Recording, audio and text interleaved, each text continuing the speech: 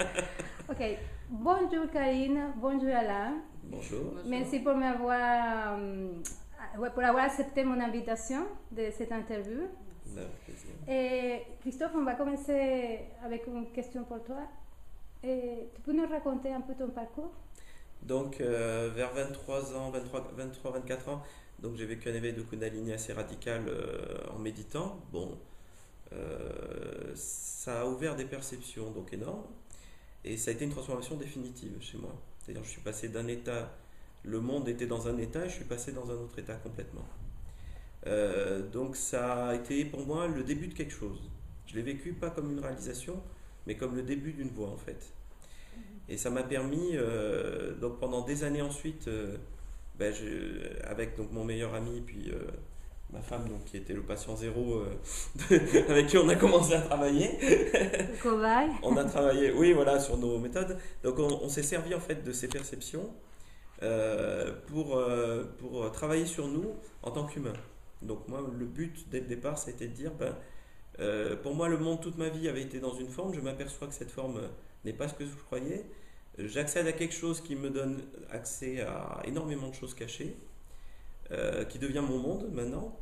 Et comment est-ce que je fais d'abord pour rationaliser et intégrer cette nouvelle perception, et comment je fais pour l'intégrer en tant qu'humain pour être heureux. Parce que ce qu'on cherchait, c'est être heureux, vraiment. C'est dire on en a assez d'être toujours avec des hauts et des bas, comme tout le monde, hein. Et on voudrait chercher, vu que je vois quelque chose de caché, peut-être que c'est la porte vers qu'est-ce que l'humain peut réaliser pour être heureux, au fond.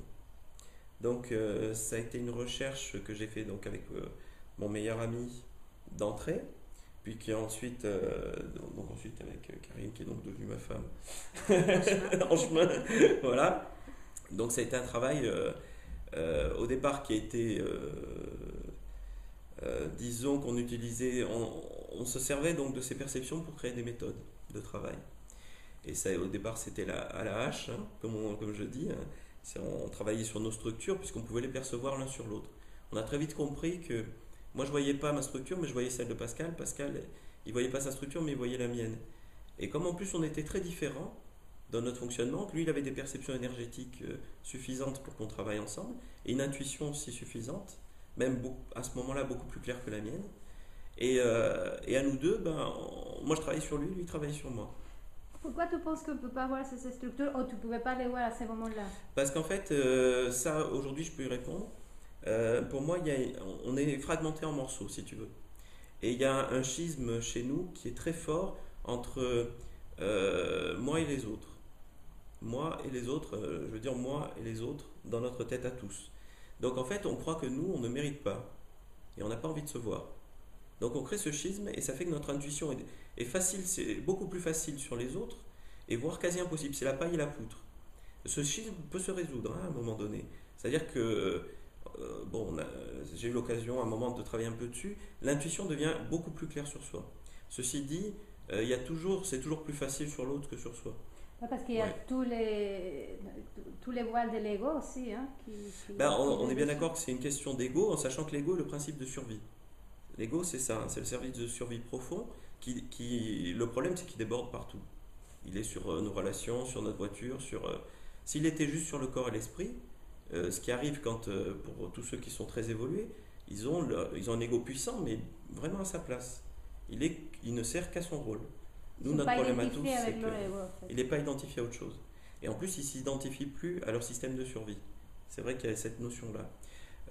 Nous, on a tendance à le mettre sur tout. Et le ramener sur soi, voilà, c'est un peu compliqué. Et à cause du système de survie, on ne veut pas se regarder tel qu'on est. Et la limite des perceptions la plus marquée, c'est qu'en fait, quand on regarde sur l'autre, on regarde aussi sur soi.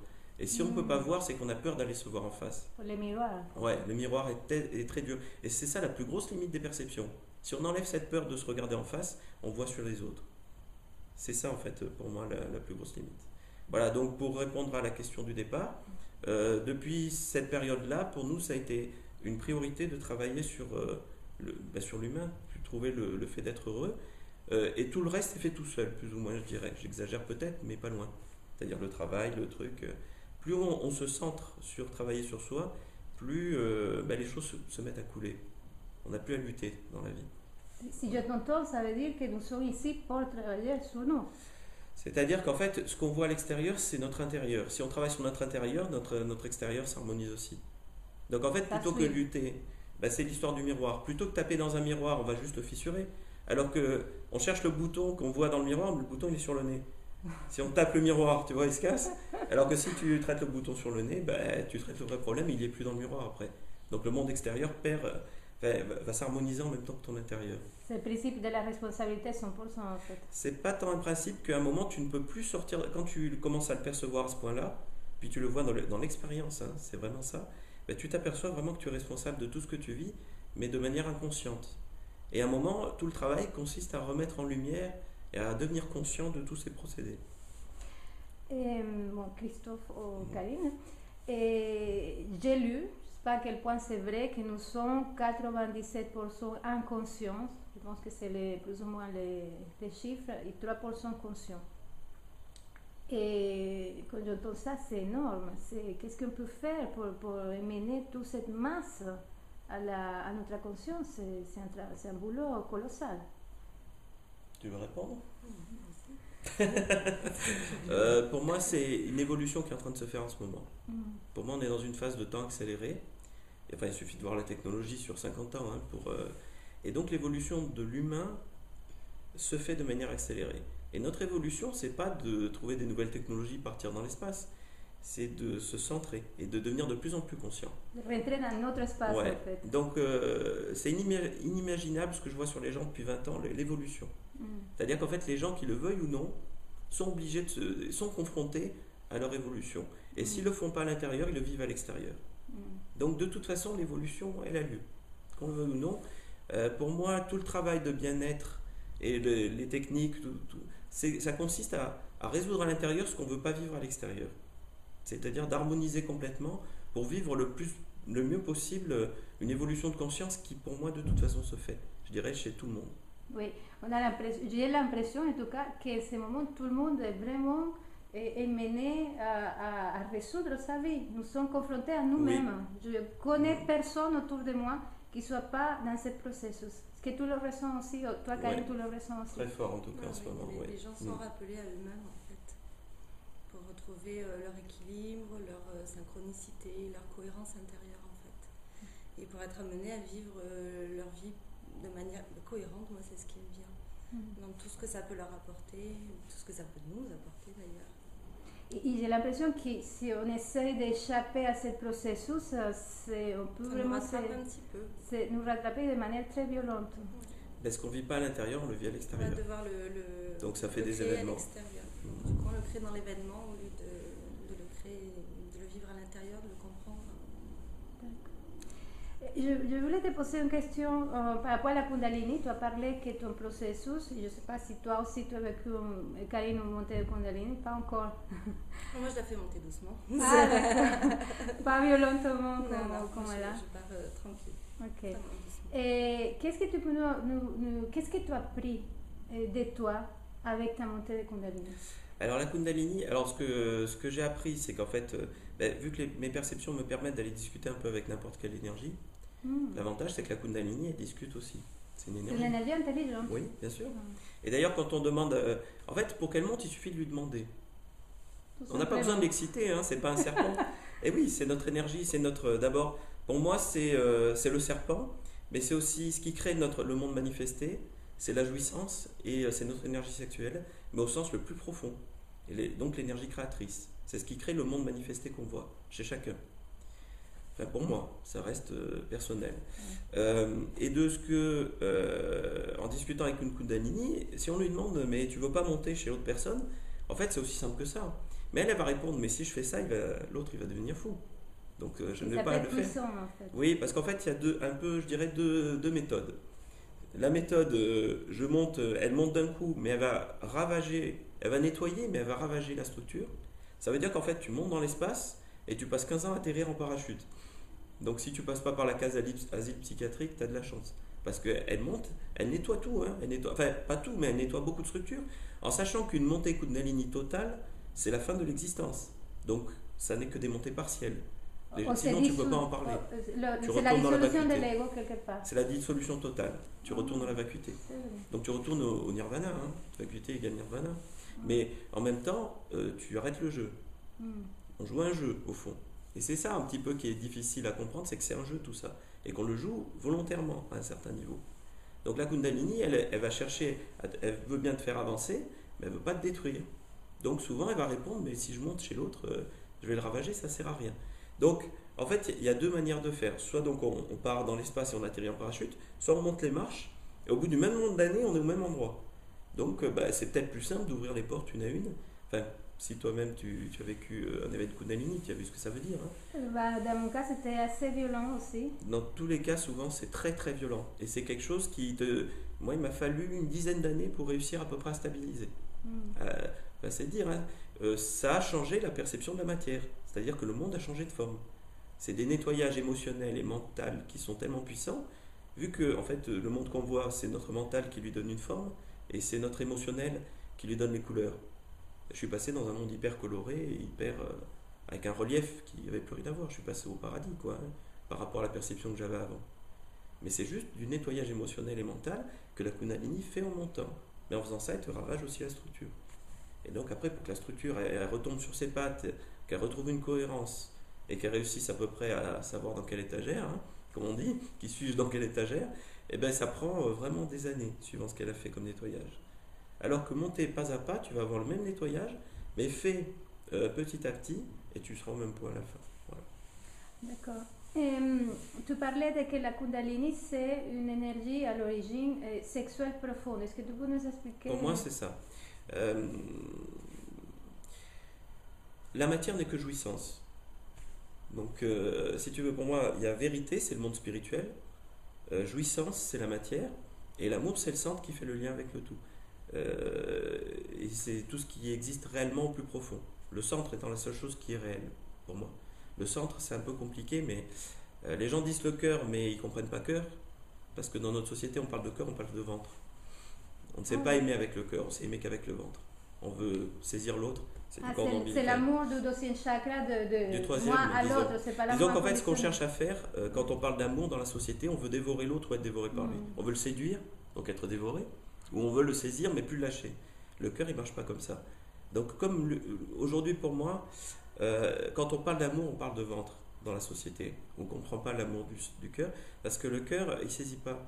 Et c'est très dur à notre niveau d'évolution de comprendre un amour qui ne saisit pas. Voilà. Donc je ne parle pas de cœur parce que sinon les gens parlent de ventre et ils comprennent qu'il faut saisir tout. Et ça ne marche pas, ils ne comprennent pas.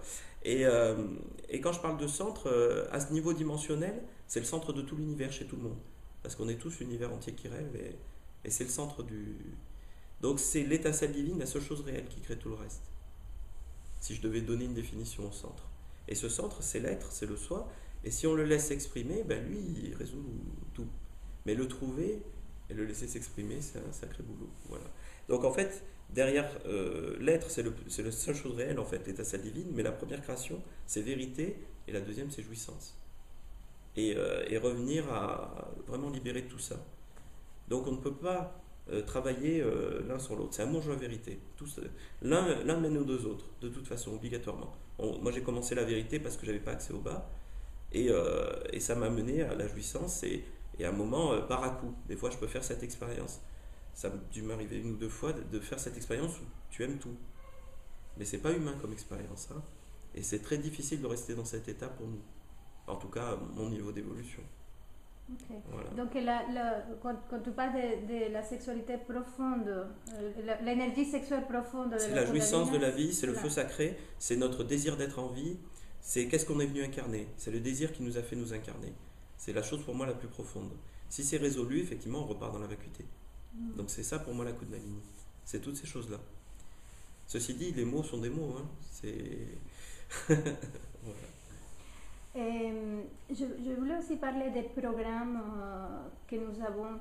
Tu parles dans ton livre, ces programmes qui sont j'ai l'impression que comme des espèces d'ordinateurs, des programmes que nous-mêmes nous avons créés et qui nous limitent.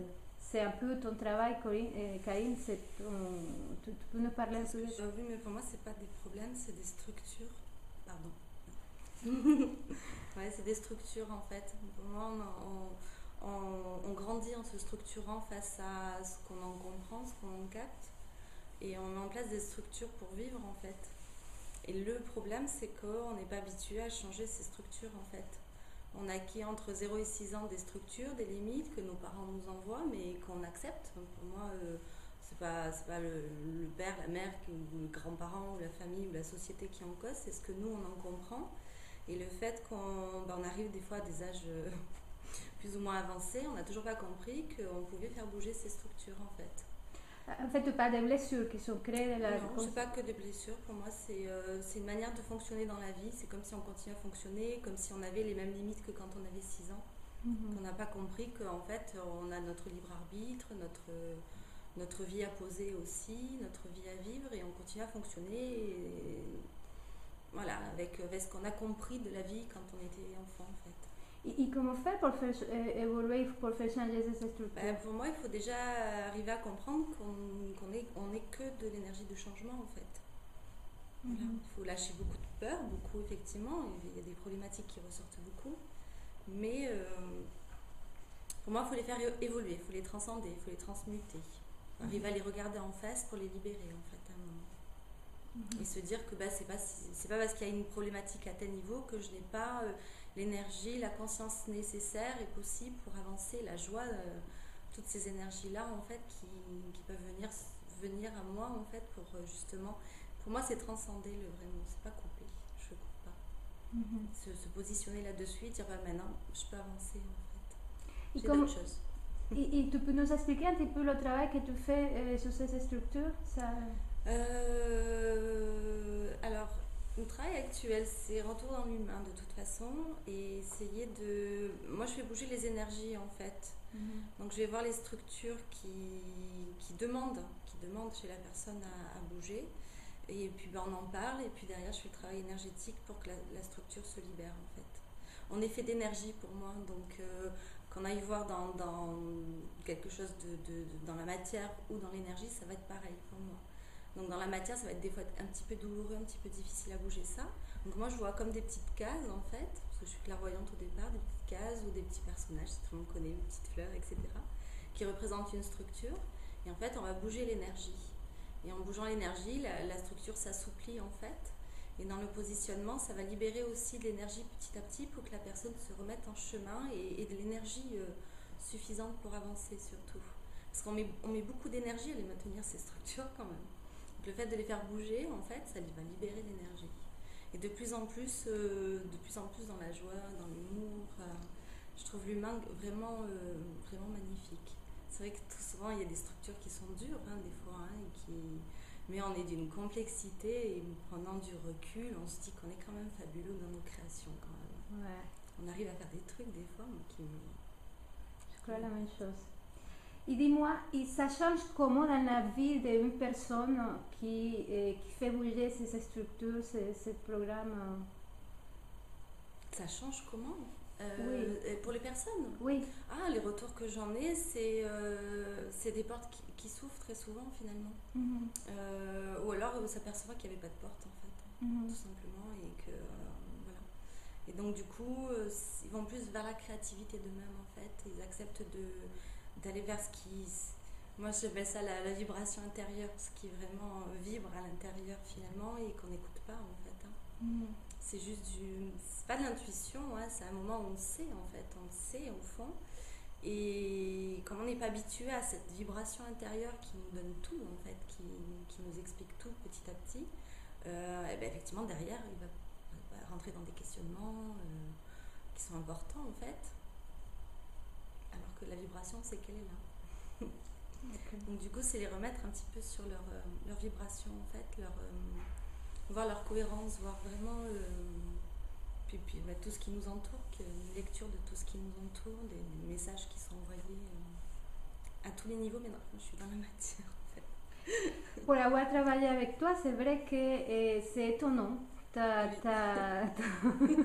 Ton système de travail, tu donnes des informations, ces informations viennent d'où? C'est la personne qui te les envoie, tu les captes, Ah, alors au départ, c'est que de la clairvoyance. Au départ, c'était que des images en fait que j'allais partager avec les gens.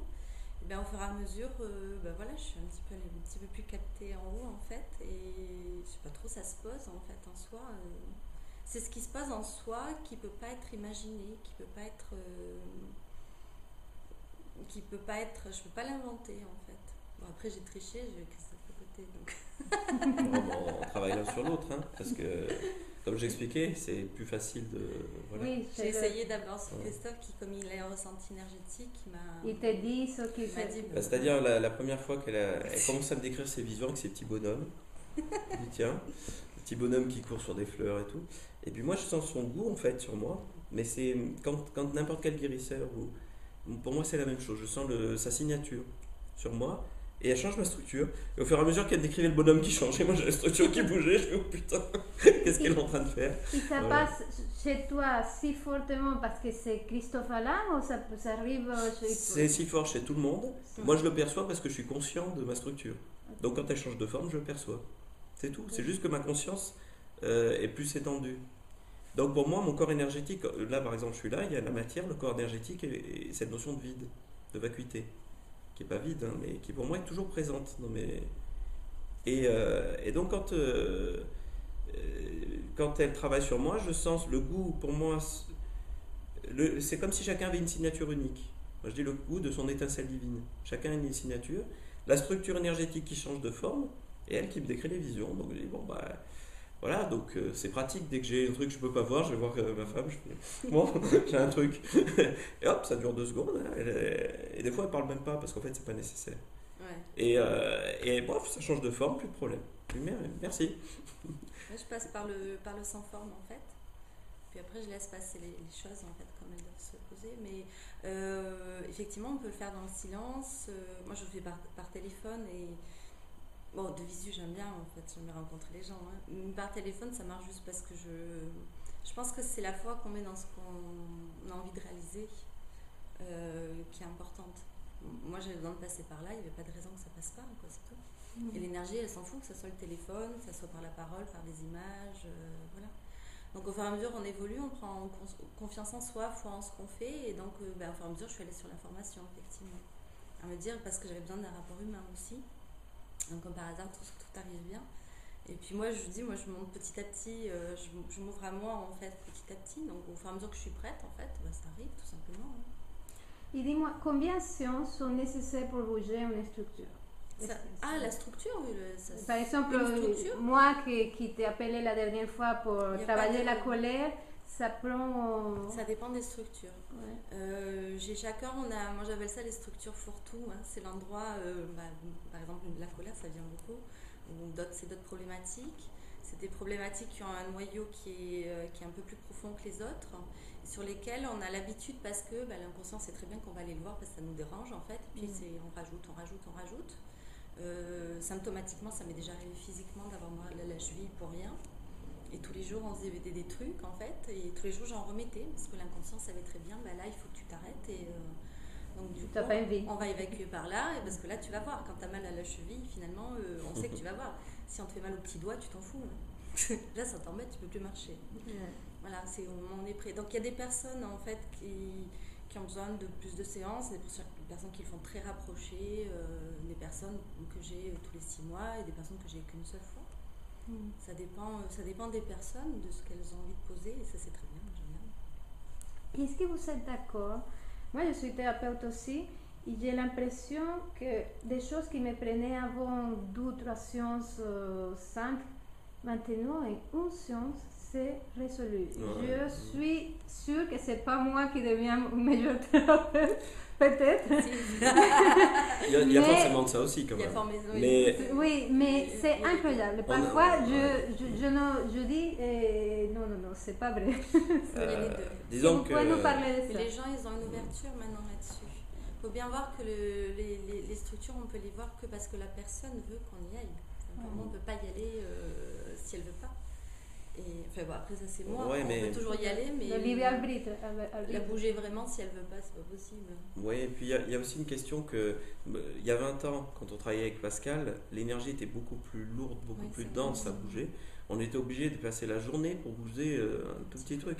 Alors avec le temps, on est devenu meilleur, mais en même temps, l'énergie est devenue tellement fluide qu'aujourd'hui, c'est une évolution exponentielle en fait. Mais pour moi, c'est une transformation extérieure. Mais bon, comme je t'ai expliqué, intérieur-extérieur, hein, C'est la même chose. donc plus ça se fluidifie chez les gens à l'intérieur, plus ça se fluidifie à l'extérieur. Et là, on est sur des niveaux où on peut faire bouger des choses en un instant. Il y a 50 ans, tu t'accrochais quoi pour faire bouger ça. Et il y a 1000 ans, quand tu vois quand tu vois les techniques des chamans il y a 1000 ans, elles sont, c'est le silex comparé à un iPhone quoi. Parce que c'était une énergie beaucoup plus dure, beaucoup plus dense, beaucoup plus éloignée. Donc il fallait qu'ils y aillent hein, pour faire bouger un truc. Mais aujourd'hui, n'importe qui peut y arriver facilement parce qu'on est dans une période de temps accéléré où tout va très vite. Il y a la matière aussi qui a un niveau vibratoire qui est beaucoup plus élevé, beaucoup plus rapproché de tout ce qui est ce qu'on appelait avant le spirituel, alors que maintenant il y a tout qui est lié finalement dans la vie quotidienne. Ouais, donc il y a une très très grosse évolution et qui a eu lieu dans les 20 dernières années qui est énorme. Et pareil sur l'ouverture des gens, ils ont une clarté d'esprit qu'ils n'avaient pas il y a 20 ans. Chez tout le monde, hein. Pas les gens forcément qui travaillent sur eux, pas tout le monde évolue de toute façon. Et comme je te disais, pour moi, la seule différence entre ceux qui ne travaillent pas sur eux et les autres, c'est que ceux qui ne travaillent pas sur eux, ils le vivent à l'extérieur, pas forcément dans des événements qu'ils auraient eu envie de confronter. Pour moi, c'est du bien-être en fait. Le travail énergétique, c'est pas chercher à tout prix l'évolution, elle a lieu. C'est chercher à la vivre vraiment dans la jouissance, pas dans une souffrance où tu te confrontes à toutes tes peurs tous les matins, parce que on arrive dans une phase où les choses elles sortent de derrière le tapis, ça veut dire que ça peut être vécu très très douloureusement. Si on se retrouve face à ce qu'on est en termes de survie, c'est pas forcément évident de se voir en face, et donc si on le laisse se projeter à l'extérieur, on le vit par des événements guerriers, des événements douloureux, des choses qui sont voilà. Donc l'évolution, c'est pas elle a lieu de toute façon. Quoi qu'on fasse. Quoi qu'on fasse. Par contre, comment est-ce qu'on veut la vivre? Est-ce qu'on veut se prendre des baffes tous les matins ou... Non, c'est vrai. Pour moi, donc c'est une question de bien-être finalement. C'est une pure question de bien-être. Voilà. Okay. Mais je le vois bien, hein, tous les matins, tu te lèves, tu vois, bon, là on travaille sur ça. Tu as des infos qui viennent. Hein. Tu vois bien que tout le monde en fait travaille sur telle problématique aujourd'hui. Ça sort. Bon, toi tu sens que ça coince partout, donc généralement j'arrive, chérie, tu peux regarder. Ouf, je fais le miroir. Voilà, c'est mieux. On est tranquille pour la journée. Tu vois, c'est du coup, tu n'es pas confronté à une situation merdique dans la journée, Oui, ou alors si c'est une journée qui est un petit peu voilà, où on se sent bien, on le fait un petit peu plus posément. On sait qu'on est synchro avec nous-mêmes. C'est moins dur, vraiment moins dur. Et je ne sais pas vous, mais moi j'ai aussi l'impression, je parlais avec un ami la semaine dernière, que je suis confrontée à un défi. Maintenant, ça m'est arrivé tous les ans. Tous les 15 jours. Maintenant, mon rythme de travail, j'ai une semaine pour le résoudre parce que la semaine suivante, c'est un autre truc qui apparaît. Moi, je le vois parce que les rendez-vous que je prends, donc toujours par téléphone ou individuel, il y a des gens qui viennent, qui sont pris des fois entre 15 jours et des fois c'est un mois et demi avant en fait. Et sur la journée, c'est le même thème qui sort chez tout le monde. C'est juste prêt, c'est toujours merveilleux, c'est toujours du hasard. C'est même thème pour tous tes clients. Pour la journée. Wow. Pour une journée, ouais. Aujourd'hui, c'est la journée de la colère, tout le monde travaille sur la colère. Je vais avoir tous les clients, alors que les rendez-vous ne sont pas pris, pris au hasard. Quoi, sont pas pris au même moment. Là, il y a un côté résonance. C'est juste une résonance, il y a tout qui se pose parfaitement finalement. Ouais, résonance, ouais, c'est ça. Une synchronicité qui est parfaite en fait. Et Christophe, tu dis dans ton livre quelque chose qui m'a beaucoup marqué, dans celui des Journal en éveil de Tracianoy, que nous sommes créateurs à un point que nous n'imaginons même pas.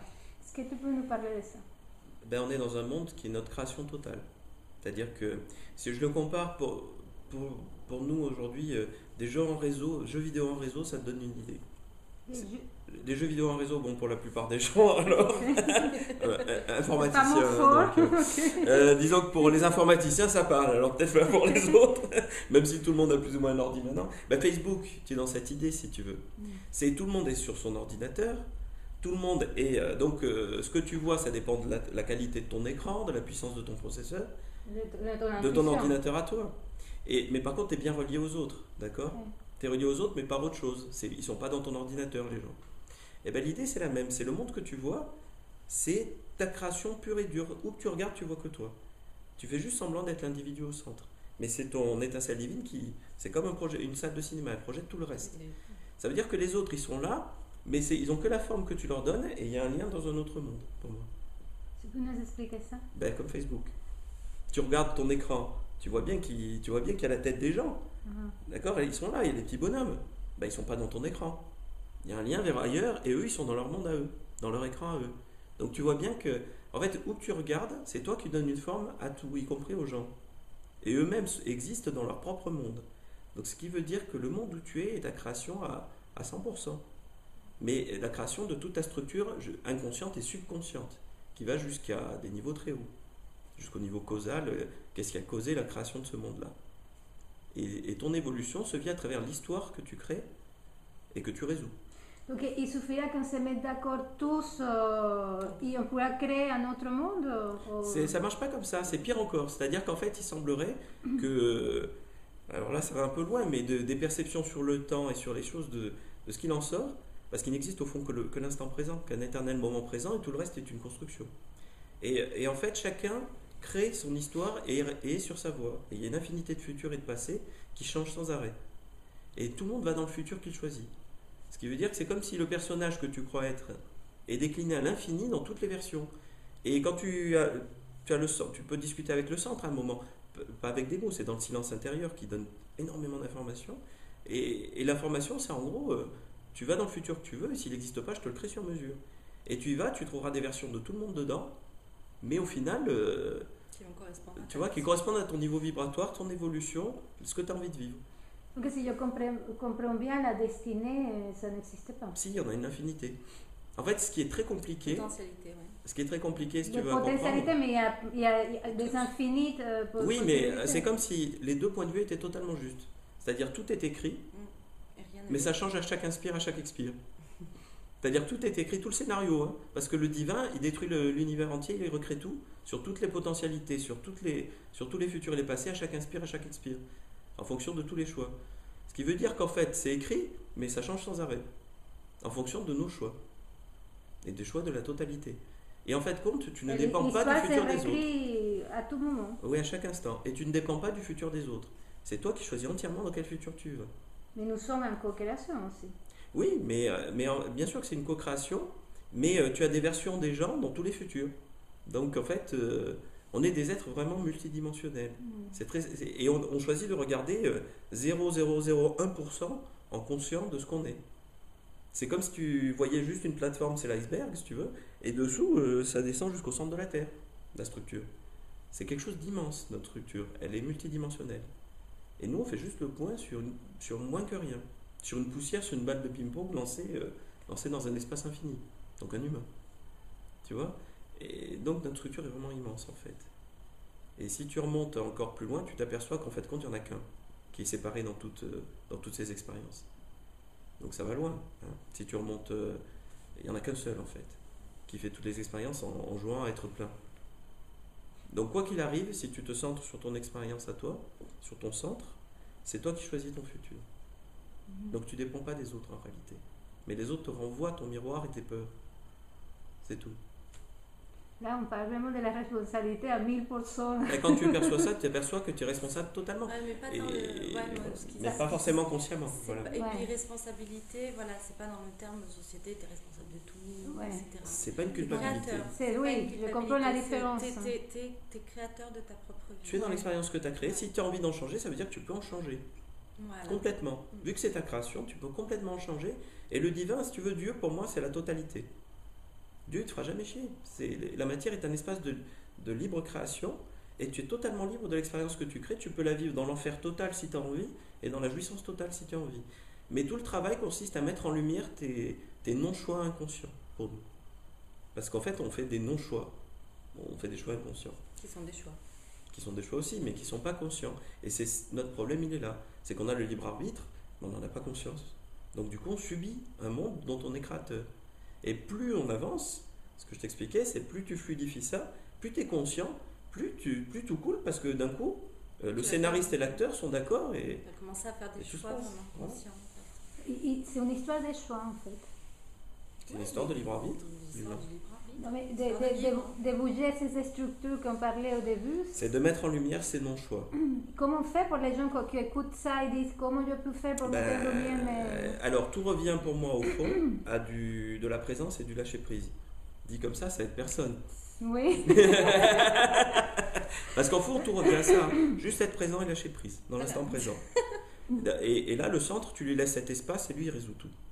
Mais c'est bien évidemment, c'est très difficile, partant de l'état où on est en tant qu'occidentaux, en plus qui n'est pas forcément le même qu'un hindou ou qu'un tibétain, réussir à trouver cet état, c'est compliqué.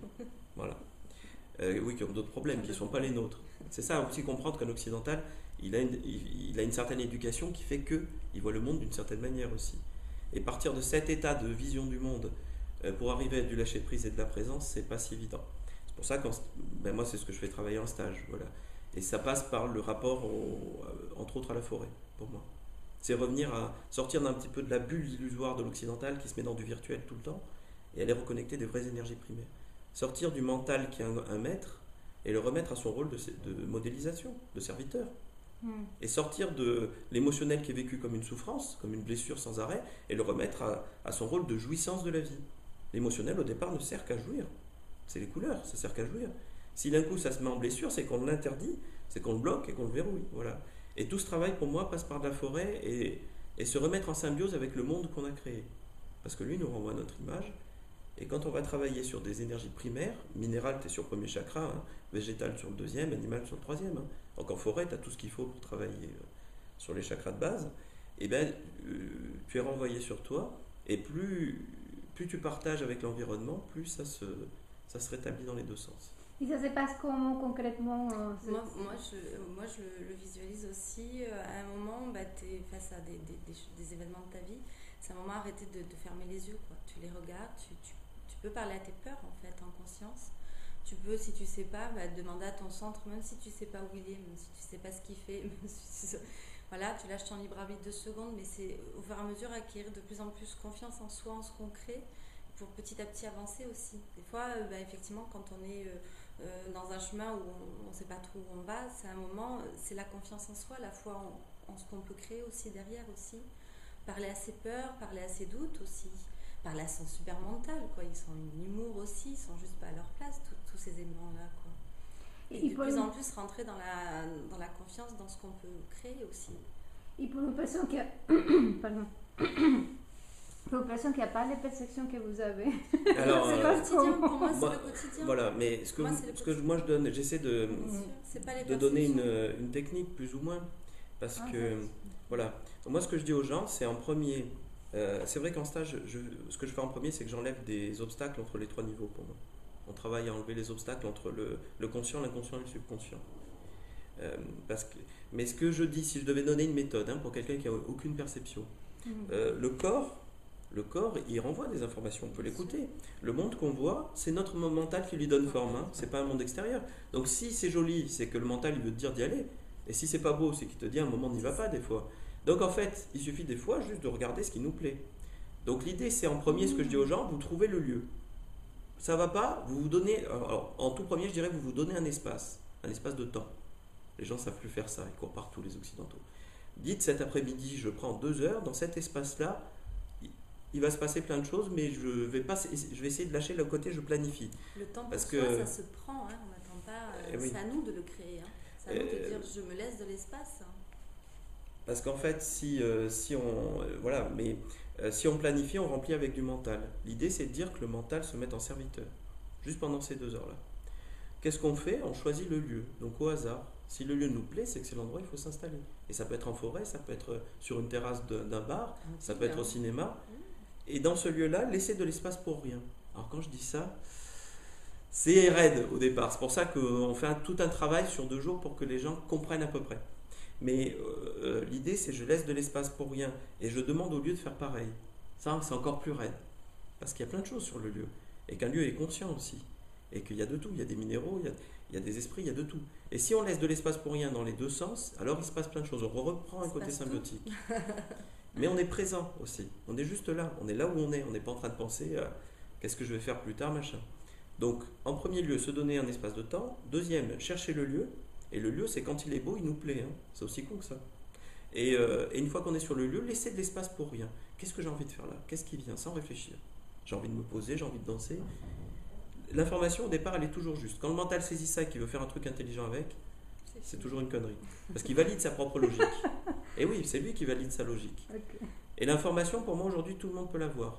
Ce qu'il faut savoir, c'est cette fameuse information dont on parlait au départ. Au début, c'est assez déstabilisant parce qu'effectivement, c'est une idée au départ que le mental ne peut pas valider. C'est toujours farfelu. C'est toujours, on se dit, c'est pas possible. Hein. Voilà, j'ai l'habitude, moi je dis, j'ai l'habitude de faire ça, de telle manière, etc. Et d'un coup, on a l'information, essaye ça. Et puis là, effectivement, là, c'est là où il y a tout qui sort. Mais non, tu peux pas faire ça, c'est pas possible. Si. Donc effectivement, aller sur un lieu, laisser de l'espace à rien et à tout, et avoir l'information, je sais pas moi, danse à cloche-pied. Ouf, voilà. Sauf que dans l'action, ça sera le meilleur. Donc il peut venir des informations comme ça qui peut-être il n'y a pas de... Mais dans l'action, alors, si. Voilà, après au fur et à mesure, on aiguise. Et donc on fait cette action-là, il y a une guérison qui se fait avec... Quelque chose de positif. C'est toujours une information qui est positive, ça peut être une action, ça peut être juste se poser, juste voilà. Se laisser vraiment dans l'intérieur de soi, en fait, ce qui se passe. Moi je parle de vibration sur un autre niveau. Et puis, est-ce qu'on va s'écouter derrière ou pas finalement? C'est-à-dire qu'en fait, notre mental valide sa propre logique. Le mental, c'est ce qui donne une forme au monde et qui valide sa logique. Donc si une information arrive de l'extérieur du mental, le premier réflexe du mental, c'est de dire c'est une connerie parce que j'arrive pas à le mettre dans ma structure. D'accord. Donc généralement ce qui se passe, c'est le premier truc, la bonne information va toujours paraître débile parce qu'elle ne fait pas partie de notre logique. Mais si on apprend à remettre le mental en serviteur, on laisse venir la première information sans chercher à la juger. On la laisse exprimer et il y a un moment où le mental apprend à faire des cases et à l'utiliser. Mais dans ce cas, on a changé complètement de fonctionnement. On écoute à un niveau beaucoup plus haut et le mental sert juste de serviteur. Il est remis en modélisation. Il donne une forme à l'information. Et quand on est présent, en train de fonctionner comme ça, on a accès à tout. Et pour se brancher, moi je dis on se branche sur quelque chose, sur un lieu, en fait on est présent, on pose une attention. Et instantanément, tout est là. Pour tout le monde. C'est juste que les gens ont un mental qui veut commander, qui veut remplir cet espace avec ce qu'il connaît de la vie. Pour un occidental, parce qu'on lui a demandé. Mais pour un occidental, pour moi, le plus gros travail, c'est de remettre juste le mental en serviteur. Et c'est extrêmement dur parce que ça l'oblige à dire, je vais faire des conneries et je vais jouer en plus. Alors pour un occidental. C'est perdre le contrôle. Non, c'est pas tant ça. C'est sortir de ses repères. Oui, on peut le voir comme ça. Ouais. Mais c'est sortir de ses repères. Ceci dit, on n'est pas. Voilà, on peut laisser venir, et puis est-ce que j'ai envie de le faire ou pas? Si c'est monte tout nu sur la table en public, bon, peut-être pas. Mais à un moment, on peut laisser jaillir. Normalement, c'est faisable et positif. Disons que tu t'aperçois quand tu le fais, bizarrement, c'est l'action juste et le mot juste, et que toute l'énergie a bougé, toute la structure a bougé sur un simple geste, un simple mot. Il n'y a pas besoin de plus que ça. Mais c'est aussi simple que ça. C'est qu'on a un mental qui adore faire du compliqué. Mais quand c'est compliqué, c'est que le mental, c'est devenu le maître, et qu'il a essayé d'inventer une super technique intelligente pour paraître super malin devant les autres. Si tu laisses ça partir, qu'est-ce qui reste? L'action juste et le mot juste. Et des fois, l'action juste et le mot juste, c'est quasi rien. Et ça change toute la structure. Mais voilà, donc je disais, quand tu es présent, tu lâches prise. Dit comme ça aide pas. J'espère que j'ai quand même un peu étayé. Voilà un peu l'idée. Waouh! En même temps, je ressens l'espoir derrière tout ça parce que justement, on a l'impression que c'est compliqué, que c'est complexe mais c'est plus simple qu'on peut penser oui, pour aussi. Ajouter, etc., c'est vraiment ouvrir la fenêtre sur tout ce qui se passe autour de soi. Moi, j'ai fait des sorties extraordinaires. On était en ville où on était en train de travailler des reconnexions et il y avait vraiment un camion de nettoyage qui est passé avec écrit connexion. Il y a des messages partout en fait. Il faut aussi ouvrir les yeux, je pense. Il faut ouvrir les yeux, oui. Il faut être présent. Il faut être présent. Il ne faut pas être barré en train de penser au travail demain, au truc. Il faut regarder ce qui se passe. Très fort en fait, suivre la synchronicité. Juste être là où on est, et tout est là. Mais voilà, comme je dis, pour un occidental, premier travail, prendre le mental et accepter qu'il arrive en second plan. Et là, on peut commencer à sortir de la bulle virtuelle. Et là, on peut rentrer dans du réel. Et là, dans le réel, quand on est présent dans le réel, tout change. Pas besoin de choses compliquées. Et jaillit le mot juste, l'action juste. Et ça change tout, Ça change tout. Et Christophe, pour donner l'espoir aux gens, je vais vous poser une dernière question. Est-ce que tout est guérissable? Pour moi, oui. C'est juste parce qu'en fait, Le guérir, pire des blessures, le pire des traumas, il est guérissable. pour moi, guérison, alors il faudrait presque redéfinir le terme, mais on est dans un état, on passe dans un autre. On est dans une phase de changement, donc on change d'état sans arrêt. Guérir, souvent les gens prennent dans l'idée, j'étais dans un état, je change d'état où je me sens en déséquilibre, par exemple parce que j'ai une bronchite, parce que je me sens pas bien, et je veux revenir dans cet état antérieur où j'étais bien. Guérison, c'est comme ça que c'est compris. Non, c'est comme quand tu marches, tu te mets en déséquilibre pour faire un pas vers une nouvelle structure plus équilibrée. Donc on peut le vivre, comme je t'ai dit, par une maladie, qui est une évolution, mais si on accepte de travailler de l'intérieur, on n'est pas obligé de le vivre de l'extérieur. C'est un moment à aller trouver, intégrer l'évolution à l'intérieur pour pas le vivre à l'extérieur avec un truc qu'on n'a pas envie de vivre. C'est préventif en fait, quelque part. C'est plus que ça, c'est qu'à un moment tout devient cohérent dans ce que tu vis. Ceci dit, des fois, un bon rhume, ça résout 6 mois d'évolution intérieure. C'est vrai. Donc, ben oui, parce que ça évacue. Mais tu passes dans un état en fait qui est différent et pour trouver un nouvel équilibre. Et c'est une évolution aussi. Mais ça se vit comme ça parce qu'on est inconscient et qu'on ne veut pas être conscient de ce qu'on a à vivre. Des fois, c'est plus simple. C'est quand tu vas aller voir en face que tu es le pire des salauds et que tu es un monstre, ben, tu n'as peut-être pas envie de le voir en face, donc tu vas essayer de le vivre différemment. Ce qui ne veut pas dire qu'une maladie, c'est ça. C'est que ça peut être, j'ai pas envie de voir que quand j'étais petit, on m'a volé ma sucette et que c'était terrible pour moi. Des fois, c'est aussi simple que ça. Et que depuis, j'ai peur qu'on me prenne, et toute ma vie est basée sur la peur qu'on me prenne quelque chose. Et ben ça peut se résoudre par... voilà. Ceci dit, comme je dis, à un moment, on peut aussi rentrer dans un état de conscience. C'est ce que tout le monde est en train de faire, qu'il le veuille ou non aujourd'hui. Et le vivre en se centrant sur soi pour pas vivre des choses qu'on n'a pas envie de vivre, tout simplement. Voilà. Vous pensez que c'est quoi la suite de tout ça qui arrive dans cette De mieux en mieux, de plus beau en plus beau, de plus en plus en accord avec soi. C'est l'avantage du divin, c'est la jouissance vers l'infini. Vérité, jouissance, amour vers l'infini. Ouais, moi, par rapport à ce que j'ai vécu, où justement les perceptions sont ouvertes il y a 2 ans, mais sans méditation, moi j'ai jamais eu de pratique. Je regardais Christophe juste en disant, en étant à côté de lui, en disant, mais c'est bien sûr tout ce qu'il dit, pourquoi, même limite des fois, oui, mais c'est normal, tout est normal dans ce qu'il présentait. Je dis les gens, ben voilà, c'est une espèce de prise de conscience de plus en plus grande, de plus en plus forte qu'on est nous, qu'on est là pour vivre notre individualité, ce qu'on est venu créer, mais dans la jouissance, dans la joie, dans l'humour, toutes ces énergies là qui nous font grandir, sans refouler tout le reste en fait. Le reste, ça fait partie de nous aussi. Enfin, l'état, c'est là, ok. Et de mieux en mieux. Mais ce qui m'a beaucoup aidé, c'est de voir que au moment où la perception s'est posée, la seule chose que je retiens dans tout ça, c'est juste la reconnaissance d'un coup de me dire ah oui, mais c'est moi en fait. Voilà. Et c'est ce moi-là en fait, c'est ce soi-là en fait qui est important. Peu importe ce qui se passe à un moment, on se rend compte, oui, là c'est moi qui vis, c'est mon soi qui s'exprime. Ça, voilà. C'est une belle découverte.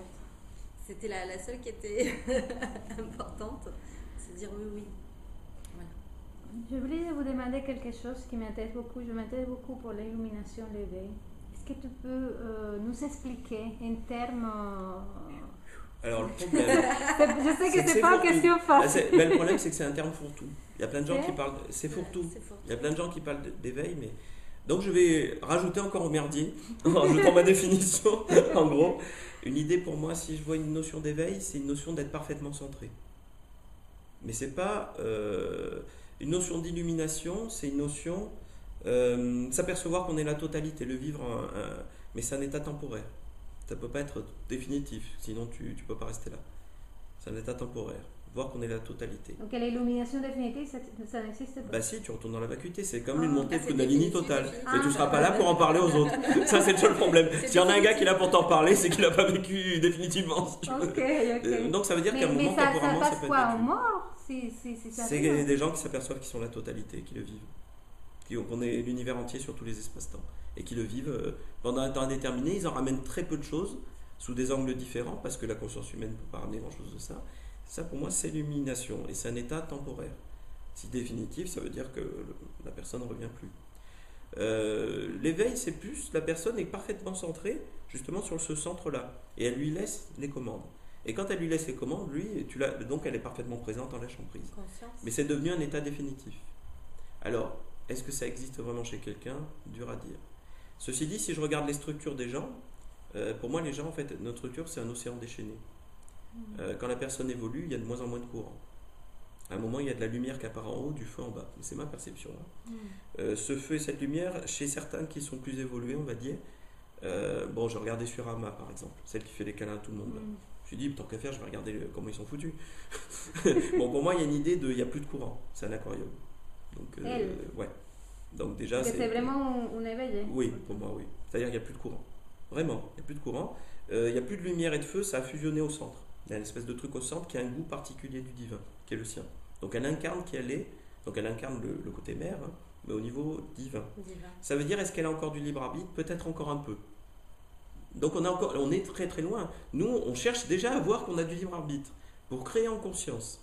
Et l'évolution de l'humain, c'est des cycles et des cycles où tu découvres petit à petit que tu as le libre arbitre, tu le vis pleinement, puis tu y renonces doucement. Et quand tu y as complètement renoncé, tu quittes l'humain. Pour moi, c'est ça. Donc c'est des gens qui n'ont pas fini l'humain, mais qui doucement sont dans une logique où ils n'ont plus besoin d'avoir du libre arbitre. Voilà.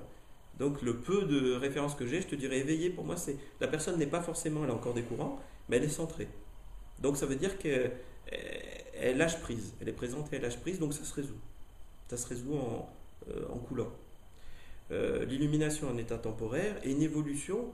Si je regarde sur ceux qui sont plus évolués, pour moi, ceux qui sont plus grands, nous on est au CP, ils sont au CE1, quoi. Enfin, c'est à peu près ça. Et ben, il y a une notion, ces courants ont disparu et ils sont centrés sur le cœur.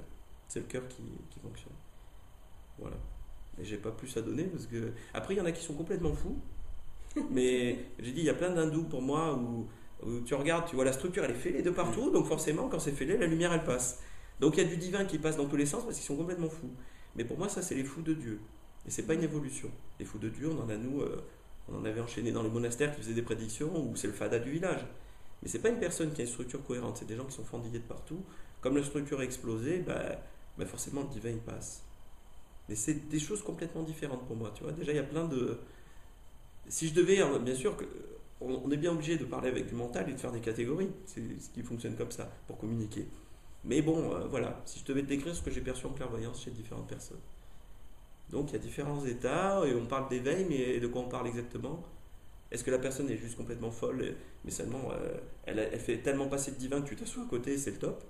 Elle te fait évoluer, parce que, mais elle-même, il faudra qu'elle trouve son évolution sûrement ailleurs, dans d'autres vies.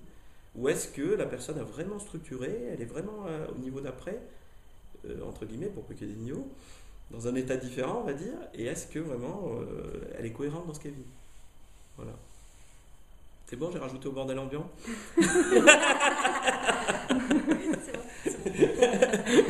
Bon, écoute, on va rester dans cette ambiance de joie.